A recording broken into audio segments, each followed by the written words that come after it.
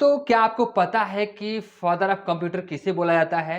यानी कंप्यूटर के जनक किसको बोला जाता है? आप तो यहाँ पे फोटो देख रहे हैं, लेकिन आपको ये बताना है कि इन चारों ऑप्शन में से कौन से ऑप्शन सही होंगे। Who is known as the father of computer? इनमें से कौन से ऑप्शन सही हैं? बिल गेट्स या फिर चार्ल्स वेबेज या फिर स्टीव जॉब या फिर एलन ट्यूरिंग? इनमें से कौन से ऑप्शन सही हैं या फिर कौन है?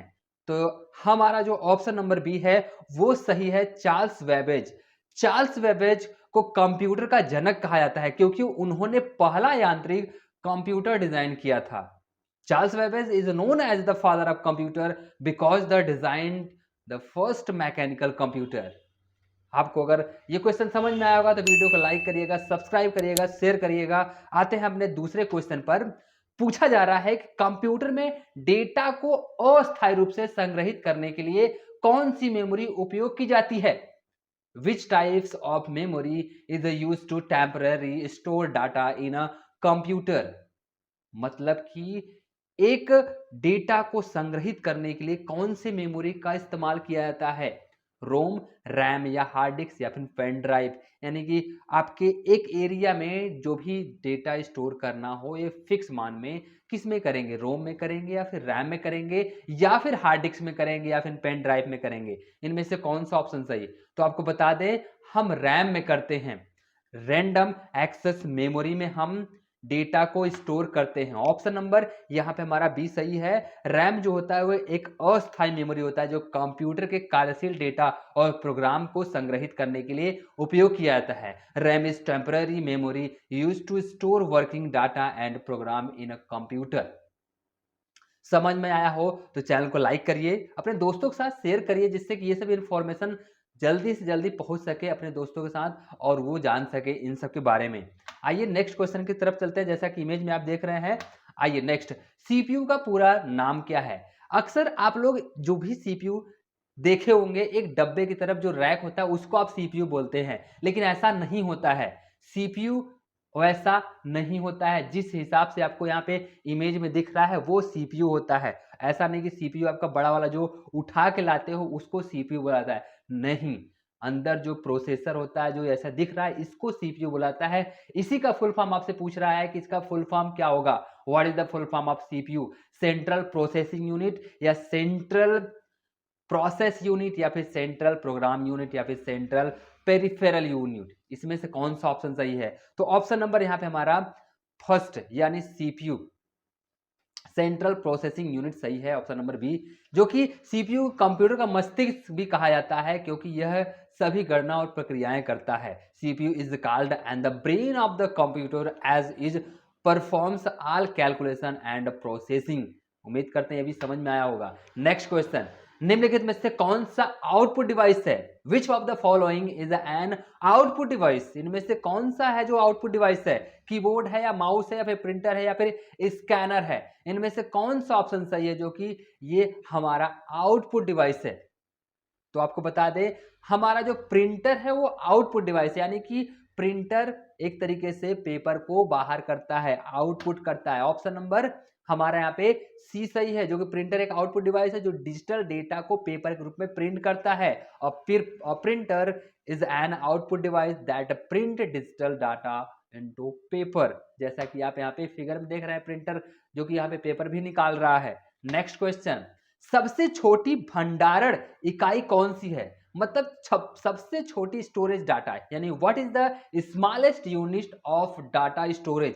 सबसे छोटी बिट है या बाइट है या फिर किलोबाइट है या फिर मेगाबाइट है? यानी बिट, बाइट, केबी या फिर एमबी। एमबी तो बहुत बड़ा हो गया, केबी उससे छोटा होता है, ठीक है। बाइट उससे छोटा होता है, बिट उससे भी छोटा होता है। यानी ऑप्शन नंबर यहाँ पे हमारा ए सही होगा। जो बिट होता है वो डेटा की सबसे छोटी इकाई होती है जो कि 8 बिट मिलकर एक बाइट बनाते हैं।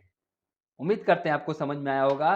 कुछ इस प्रकार से भी होता है, 32 बिट, 64 बिट सिस्टम के अंदर अप्लाई होता है। नेक्स्ट, कंप्यूटर में अस्थाई भंडारण के लिए कौन सा डिवाइस उपयोग किया जाता है? विच device is use for permanent storage in a computer? आपको अभी जस्ट वहां बताए हैं कि अस्थाई मेमोरी एक अस्थाई मेमोरी होता है जो कि भंडारण के लिए, मतलब जितनी भी डाटा है आपके पूरे उसमें अस्थाई रूप से आ जाए वो कौन सी मेमोरी होती है? तो वो मेमोरी होती है आपकी hard disk. Hard disk data को अस्थायी रूप से स्टोर करती है, जबकि रैम अस्थायी मेमोरी होती है। आपको क्लियर होना चाहिए। और जैसा कि आप यहाँ पे देख रहे हैं, ऐसे ही इस हार्ड डिस्क में डेटा स्टोर किए जाते हैं। नेक्स्ट क्वेश्चन की तरफ चलते हैं हम लोग। उम्मीद करते हैं कि आपको समझ में आया होगा। माउस किस प्रकार की डिवाइस है? What type of device is a mouse?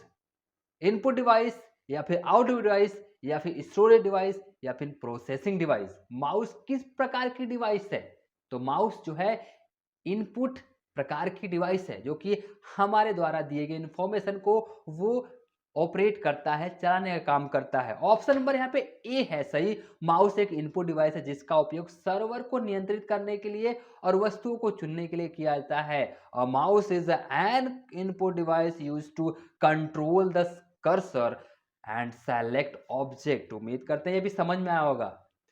Binary number system किन संख्याओं का उपयोग करता है? विच ऑफ द फॉलोइंग, यानी which numbers are use in the binary number system, यानी बाइनरी नंबर सिस्टम किस नंबर का इस्तेमाल करता है? 0 1 का करता है, या 1 2 का करता है, या फिर 0 1 और 2 का करता है, या फिर 1 to 9 करता है? तो आपको बता दें, बाइनरी नंबर हमेशा 0 और 1 का इस्तेमाल करके पूरा सिस्टम को ही ऑपरेट करता है। आप सिस्टम यानी कंप्यूटर के अंदर चाहे जो भी नंबर्स लिखो, चाहे जो भी ऑब्जेक्ट लिखो, चाहे जो भी इमेज लिखो, 0 1 से ही मिलके सभी बाइनरी नंबर मिलके बना के ही चलते हैं।